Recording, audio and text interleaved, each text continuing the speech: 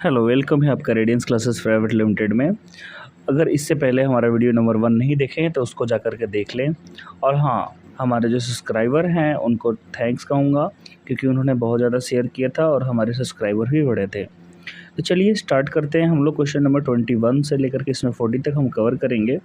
तो हमारा इस वीडियो का सबसे पहला क्वेश्चन होगा 21। वर्ग 13 से 18 तक के तत्व किस ब्लॉक में होंगे? ऐसी बात है, 13 से 18 को पी ब्लॉक कहते हैं, लेकिन हम थोड़ा सा इसको और समझ लेते हैं ताकि और भी क्वेश्चंस इस पे बेस्ड हो तो वो हम कर पाएँ। तो देखिए, अपने पास मोस्ले का हमने क्या किया कि यहाँ पे पीरियोडिक टेबल लिया मोस्ले का। आप इस पीरियोडिक टेबल में देखेंगे कि ऐसे वर्टिकल लाइन आपके पास देखने को मिलेगा, वर्टिकल लाइन। ठीक है, ये सारे वर्टिकल लाइन, ये कितने वर्टिकल लाइन है? वर्टिकल मतलब कह सकते हैं खड़ी लाइन जो है 18 है। टोटल कितना है? 18। तो अपने पास वर्ग कितना है? टोटल 18। मोस्टली के और सारणी में कितने वर्ग होते हैं? 18। अच्छा, कितने आवर्त होते हैं? आवर्त मतलब पीरियड्स। तो आप देखेंगे, एक ये 2 3 यहाँ तक पूरा 4, ये भी ऊपर है ना, 4 5 6 और 7। तो टोटल अपने पास 7 आवर्त होते हैं। कहोगे कि नीचे वाला क्या होता है? नीचे वाला भी ये अपना 6 है और ये 7 है। ये हुआ क्या है, आप देखोगे यहाँ से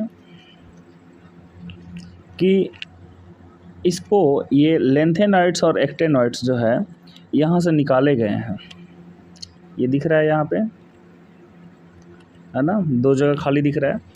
तो वर्ग 3 से छठे आवर्त वर्ग 3 से और 7वें आवर्त वर्ग 3 से 14 तत्वों को निकाल करके ये टोटल इनकी संख्या कितनी है? यहाँ से यहाँ तक 14 है।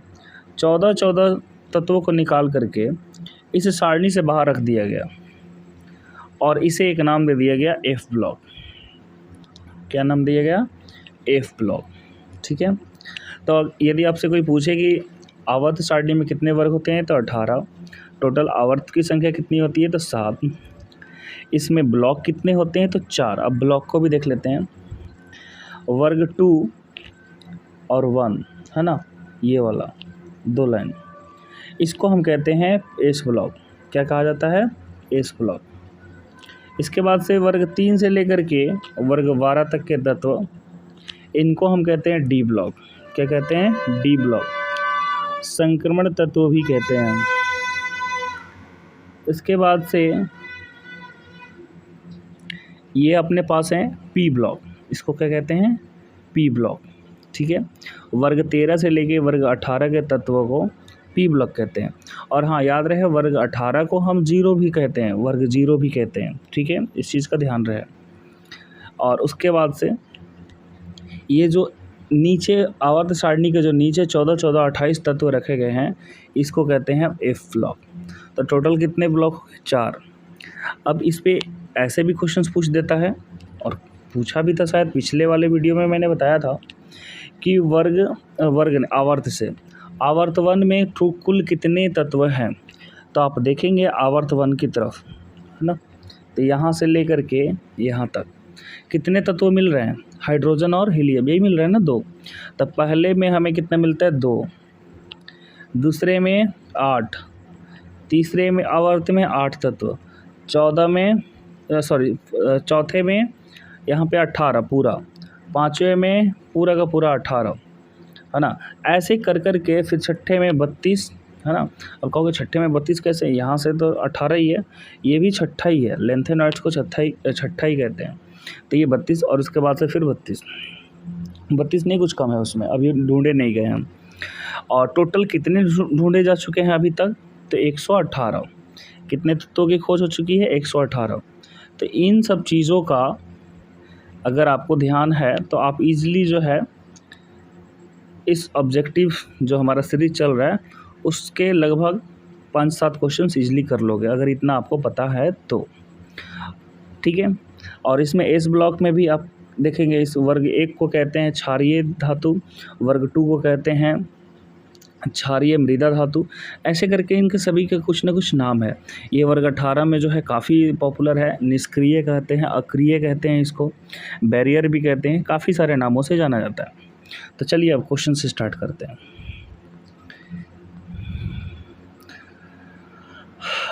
ये क्वेश्चन है 21 नंबर तो अपना क्वेश्चन हो गया। अब नेक्स्ट है अपने पास 22 नंबर क्वेश्चन। इसको कलर को थोड़ा बदल लेते हैं, जो हमारा था वही ले लेते हैं।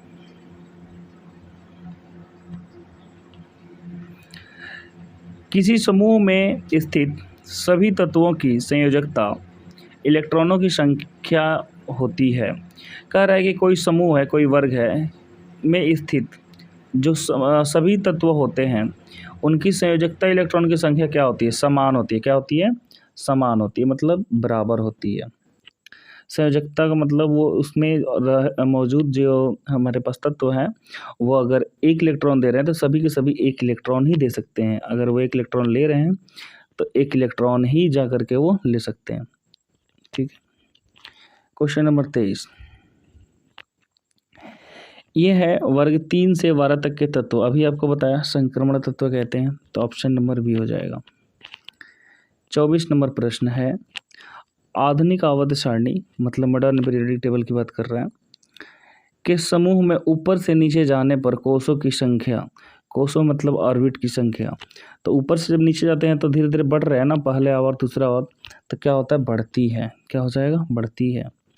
नेक्स्ट क्वेश्चन, क्लोरीन के परमाणु की 72 कक्षा में इलेक्ट्रॉनों की संख्या कितनी होती है? तो इलेक्ट्रॉनों की संख्या 7 होती है 72 कक्षा में, बाहरी कक्षा में, आउटर मोस्ट में। आप इलेक्ट्रॉनिक कॉन्फ़िगरेशंस लिखिएगा, आसानी से इसको समझ। क्वेश्चन नंबर 26 है अपने पास, किसी आवर्त में बाईं ओर से दाईं ओर बढ़ने पर कोषों की संख्या। देखिए, कोई भी आवर्त हो उसमें पूरा का पूरा आवर्त उतना ही रिंग रहेगा जितना कि उसका आवर्त होगा। जैसे सपोज कीजिए अपने पास आवर्त हम 2 की बात करते हैं, तो आवर्त 2 में जो वर्ग 1 में होगा वहाँ पे भी अपने पास ऐसे 2 सर्कल होंगे, या कह सकते हैं 2 आउटर मोस्ट कक्षा होंगे, बाहरी कक्षा। यहाँ पे जो वर्ग 2 में होगा उसके पास भी 2 ही होंगे, न्यूक्लियस और पहली कक्षा और दूसरी कक्षा।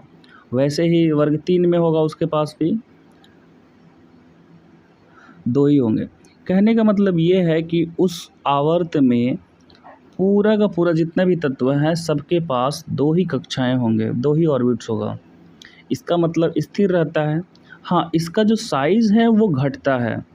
इसका जो साइज़ है, जैसे जैसे हम लेफ़्ट टू राइट जाते हैं, बाईं से दाईं ओर जाते हैं, इसका आकार घटता है, इसका त्रिज्या घटता है, लेकिन इसमें रिंग्स की संख्या नहीं बढ़ती, ये कांस्टेंट रहती है। तो इसलिए इसका आंसर हो जाएगा स्थिर रहती है। ओके, नेक्स्ट क्वेश्चन देखते हैं।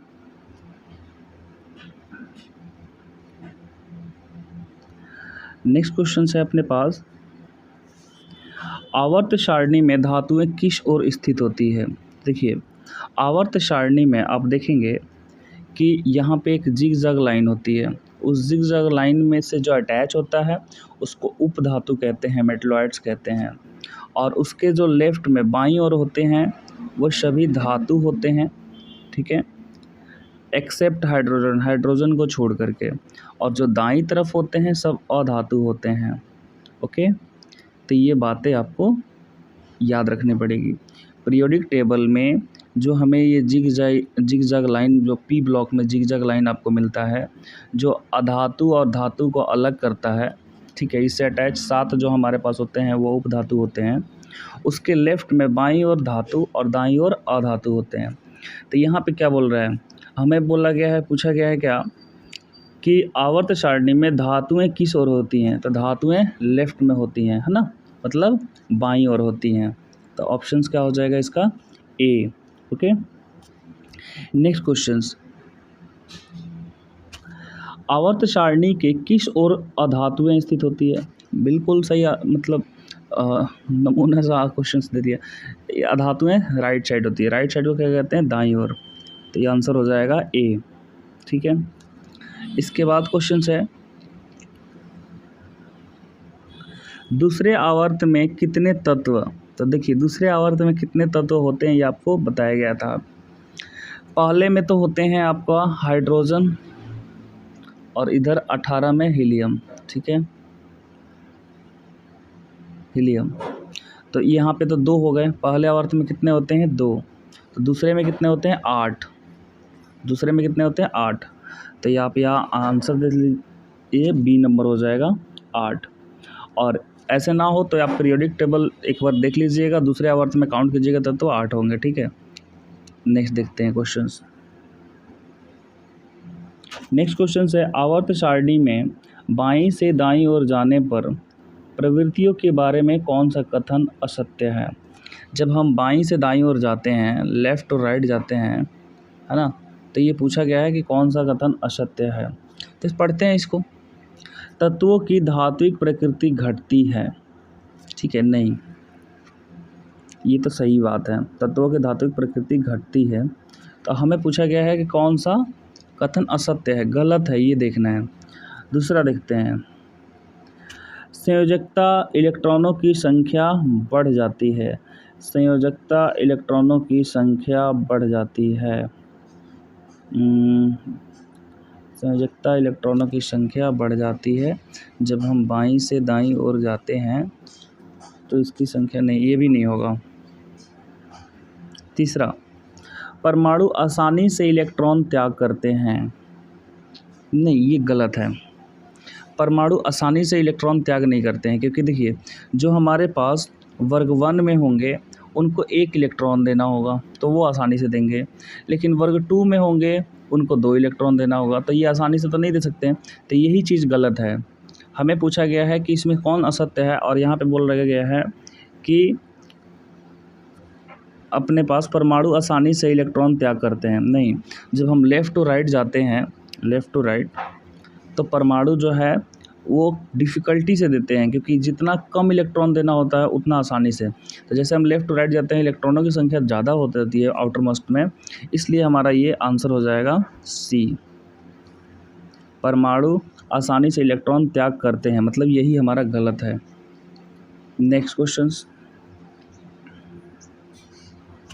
आवर्त सारणी के 18वें समूह में स्थित तत्व कहे जाते हैं, कड़े नहीं, कहे जाते हैं। क्या कहे जाते हैं, तो 18वें समूह में अक्रिय होता है, निष्क्रिय, हाँ, तो यहाँ पे ऑप्शन हो जाएगा डी, निष्क्रिय तत्व होते हैं। वो रिएक्शंस नहीं करते हैं। क्यों नहीं करते हैं, क्योंकि उनके आउटर मोस्ट सेल्स में 8 इलेक्ट्रॉन होते हैं, उनका ऑक्टेट पूरा होता है और वो स्थायी होते हैं, स्टेबल होते हैं, ठीक है। क्वेश्चन नंबर 32, आवर्त सारणी के शून्य समूह का तत्व है।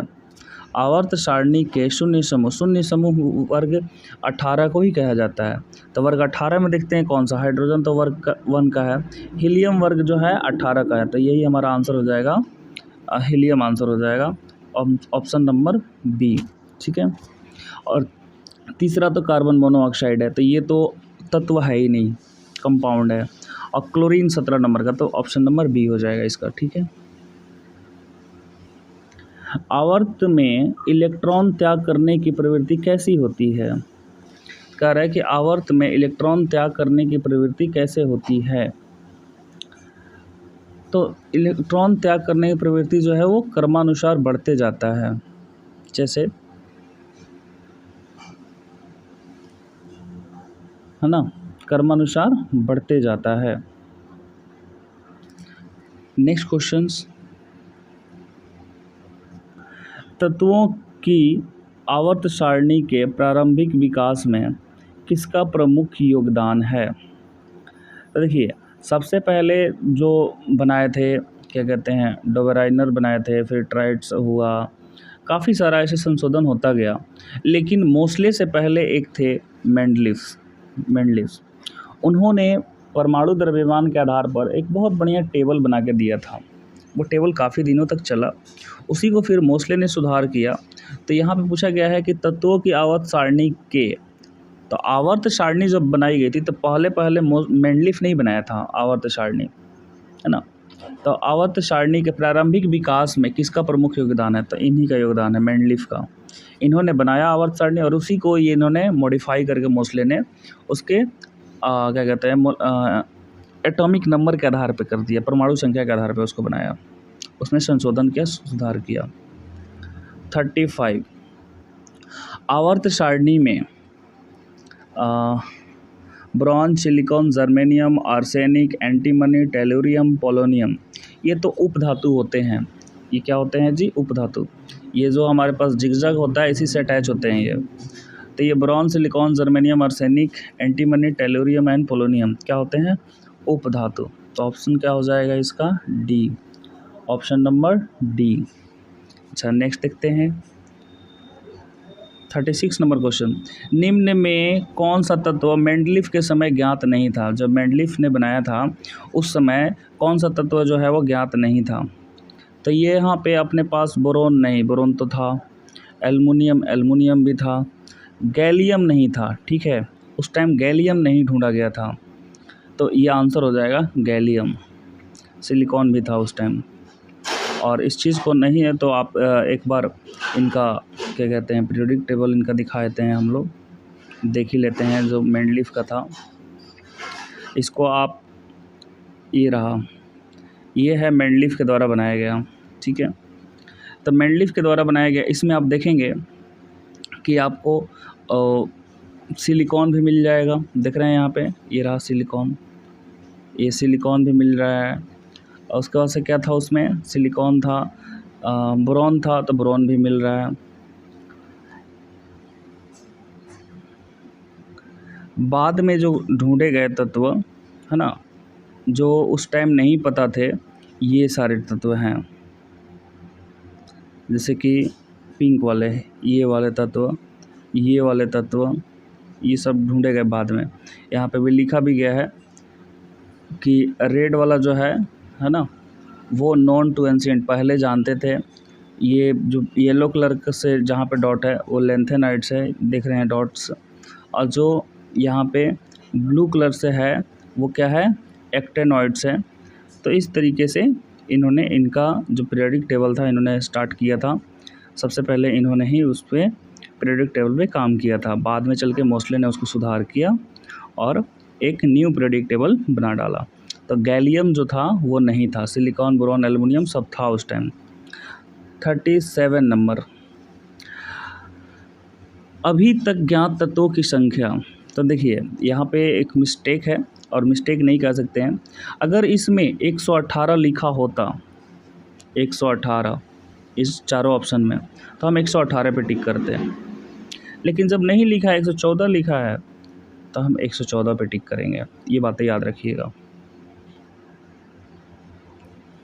तत्वों के वर्गीकरण का मुख्य श्रेय निम्न में किसको जाता है? आप ये बताइए कि तत्वों का जब वर्गीकरण हुआ तो उसमें किसको जाता है? तो देखिए तत्वों का वर्गीकरण जो है मेंडलीफ ने ही बहुत बढ़िया से किया था, तो इसमें मेंडलीफ को जाता है। निम्न में से किस तत्व के लिए मेंडलीफ ने अपनी सारणी में खाली स्थान छोड़ दिया था? मतलब ऐसा उन्होंने क्या किया था, जब अपनी सारणी बनाई थी तो जगह छोड़ दिए थे कुछ, कि आगे भविष्य में जो ढूंढे जाएंगे जो एलिमेंट्स, उनको यहाँ पे लिखा जाएगा, जिनका गुण प्रॉपर्टीज़ मिलेगा। तो लेड था, क्या था जी? लेड, पीबी के लिए उन्होंने जगह छोड़ दी थी। इनमें से मतलब और भी लिए जगह छोड़ी थी, लेकिन इन चारों में से पीबी के लिए छोड़ा था। क्वेश्चन नंबर 40, और ये लास्ट क्वेश्चन होगा, या एक दो और क्वेश्चंस कर लेंगे हम इसमें। कह रहे हैं कि नियोन की परमाणु संख्या 10 है, तो इसकी आवर्त संख्या क्या होगी? तो अगर ऐसे मान के चलोगे पूरा याद नहीं है, तो आप इलेक्ट्रॉनिक कॉन्फ़िगरेशन लिखो, 1s2, 2s2 और 2p6, ठीक है। 10 हो गए यहाँ पे, 2 है ना, 2 4, 6 10। बाहरी कक्षा जो है क्या कौन सा रहा? ये रहा दूसरा पीरियड, और इसमें इलेक्ट्रॉनों की संख्या 2 और 6 8, ये कंप्लीट है। तो हमें आवर्त ही पूछा गया ना, तो आवर्त कौन सा हो जाएगा? 2, ऑप्शन नंबर सी हो जाएगा। तो हम इसमें ऑप्शन नंबर सी डाल देंगे। ओके, 40 का आंसर हो जाएगा सी। एक और देख लेते हैं, क्वेश्चंस दिया हुआ है तो इसमें हीलियम परमाणु के बाहरी कक्षा में कितने इलेक्ट्रॉन होते हैं? देखिए